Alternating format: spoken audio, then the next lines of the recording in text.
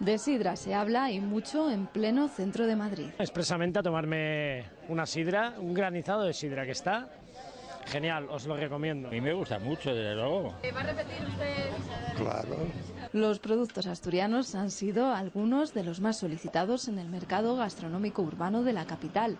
El objetivo de este stand es difundir la cultura sidrera también en Madrid. Incluso la sidra, pues la gente dice, sidra, y tenemos el problema en Asturias que la sidra, por ejemplo en Madrid, la gente tiende a pensar que es vasca. Entonces esa es nuestra tarea desde sidrerías.com, el intentar que la sidra sea asturiana y la gente la conozca como tal.